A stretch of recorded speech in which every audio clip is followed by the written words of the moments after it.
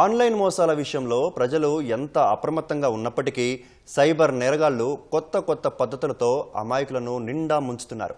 ఇటీవల bit coin, crypto కరెన్సీలలో పెట్టుబడుల పేరుతో మోసాలు భారీగా పెరిగిపోతున్నాయి. నిజమని నమ్మి బాధితులు కోట్లలో డబ్బును పోగొట్టుకుంటున్నారు. సోషల్ మీడియా, మ్యాట్రిమోనీ వెబ్సైట్లు, డేటింగ్ యాప్లలో నకిలీ ప్రొఫైళ్లు సృష్టించుకుంటున్న సైబర్ నేరగాళ్లు తాము విదేశాల్లో ఉంటున్నామని, క్రిప్టో ట్రేడింగ్లో నిపుణులమని నమ్మబలుకుతున్నారు. ఆర్థిక స్థితిని మెరుగుపరుచుకోవడం అంటూ అమాయకులను బుట్టల వేసుకొని నిండా ముంచేస్తున్నారు.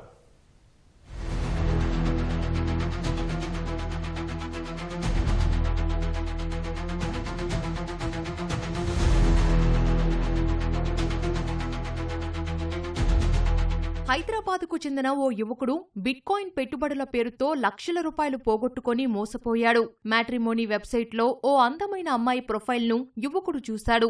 ఆ ప్రొఫైల్లో ఉన్న యువతి వెంటనే అతడిని సంప్రదించింది. తాను స్కాట్లాండ్లో ఉంటున్నానని, క్రిప్టో ట్రెండింగ్లో నిపుణురాలినని పరిచయం చేసుకుంది. కొన్ని రోజులకు వాట్సాప్ చాటింగ్ ద్వారా అతడితో ప్రేమగా మాట్లాడి నమ్మకం పెంచుకుంది.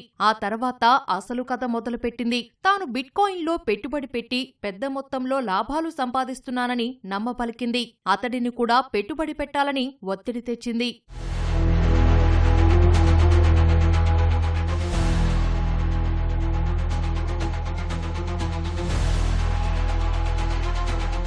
ఆ యువతి చెప్పిన ప్రకారం ఓ వెబ్సైట్లో బాధితుడు పెట్టుబడి పెట్టాడు. అధిక లాభాలు వస్తున్నాయని నమ్మించిన ఆ యువతి ఎక్కువ డబ్బులు పెట్టుబడి పెట్టాలని సూచించింది.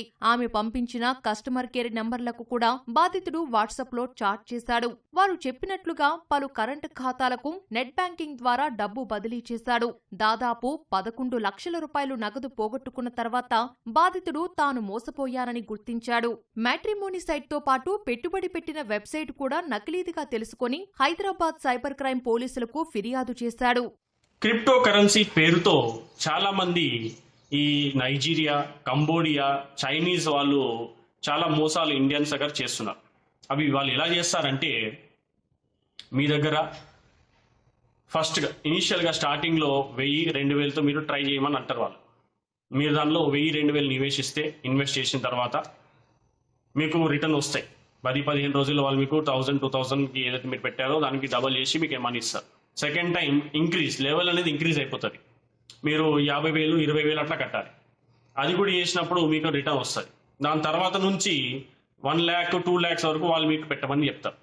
అది లేకపోతే మీరు పెట్టలేదు. దాంట్లో ఈ 2 సార్లు మీకు ఆల్రెడీ డబ్బులు వచ్చాయి కదా అని మీరు వాళ్ళని నమ్మేస్తారు. నమ్మిన తర్వాత ఈ జెన్యూనే, మనకి దీనిలో ఆల్రెడీ మనీ వస్తున్నాయి అని నమ్మి మీరు దాంట్లో ఇంకా డబ్బులు పెడుతూ పోతారు. దాంతో వాళ్ళు మీరు థర్డ్ టైం, ఫోర్త్ టైం ఎప్పుడైతే 1,00,000 పైన లేదంటే 50,000 పైన దానిలో డబ్బులు ఇన్వెస్ట్ చేసేస్తారో, ఈ ఇన్కమ్ ట్యాక్స్ రేట్ ఉంది, లేదంటే ఈ ఫలానా ఛార్జెస్ ఉన్నాయి, దానివల్ల డిలే అవుతుంది, మీరు ఇంకో 1,00,000-2 లక్షలు పెడితే మీకు కలిసి మీకు డబ్బులు వస్తాయి, ఇట్లాంటి స్కీమ్లు మీకు చెప్పేసి ఇట్లాంటి కారణాలతో మీ దగ్గర నుంచి ఇంకా డబ్బులు వాళ్ళు దోచుకోవడం స్టార్ట్ చేస్తారు. ఇలా చాలామంది వేలు కాదు, లక్షలు కాదు, కోట్ల రూపాయలు కూడా పోగొట్టుకున్న వాళ్ళు మన హైదరాబాద్లోనే ఉన్నారు. సైబర్ నేరగాళ్లు బిట్ కాయిన్, క్రిప్టో కరెన్సీలలో పెట్టుబడుల పేరుతో మోసాలకు పాల్పడుతున్న నేపథ్యంలో ప్రజలు జాగ్రత్తగా ఉండాలని సైబర్ నిపుణులు సూచిస్తున్నారు. మ్యాట్రిమోనీ, సామాజిక మాధ్యమాల్లో పరిచయమైన వ్యక్తులను, ముఖ్యంగా పెట్టుబడుల గురించి మాట్లాడేవారిని నమ్మవద్దని విజ్ఞప్తి చేస్తున్నారు. మళ్ళీ వాళ్ళు ఒక యాప్ కూడా ఇస్తారు, ఒక వెబ్సైట్ కూడా ఇస్తారు. దాంట్లో ఈ గ్రాఫ్స్ ఎట్లయితే వస్తాయో, మీకు స్టాక్ మార్కెట్ అట్లాంటి మీ డబ్బులు మీకు వస్తున్నట్టు మీ వాలెట్ అంతా చూపిస్తారు. అది యాప్ వాళ్ళదే, గవర్నమెంట్ సంబంధించిన యాప్ ఏం కాదు. అది వాళ్ళు సొంతంగా తయారు చేసుకున్న యాపే. దాంట్లో వాళ్ళ ఇష్టం ప్రకారం మీకు ఎంత డబ్బులైనా వాళ్ళు చూపించుకోవచ్చు. దాంతో నష్టమేం లేదు. కానీ ఆ డబ్బులు మీకు రావడానికి వాళ్ళు నానా ఇబ్బందులు పెడతారు. అందుకు ఇట్లాంటి యాప్స్ని గుడ్డిగా నమ్మకుండా, మీకు తెలిసిన ఏదైనా జెన్యూన్ సర్వీస్ ప్రొవైడర్ ఉంటేనే వాటిలోనే నివేశించాలి. లేదా ఇట్లాంటి వాటి గురించి అసలు తెలియనప్పుడు వాటికి జోలికి వెళ్ళకూడదు. బ్యాంకింగ్ వివరాలు, గుర్తింపు కార్డులు, ఓటీపీలను ఎట్టి పరిస్థితుల్లోనూ ఆన్లైన్లో ఎవరితోనూ పంచుకోవద్దని నిపుణులు హెచ్చరిస్తున్నారు. మీరు మోసపోయినట్లు అనుమానం వస్తే వెంటనే www.cybercrime.gov.in వెబ్సైట్ ద్వారా లేదా 1930 నంబరుకు ఫోన్ చేసి ఫిర్యాదు చేయాలని సూచిస్తున్నారు. ఆన్లైన్ లావాదేవీల విషయంలో ప్రజలు అత్యంత అప్రమత్తంగా ఉండాలని పోలీసులు హెచ్చరిస్తున్నారు.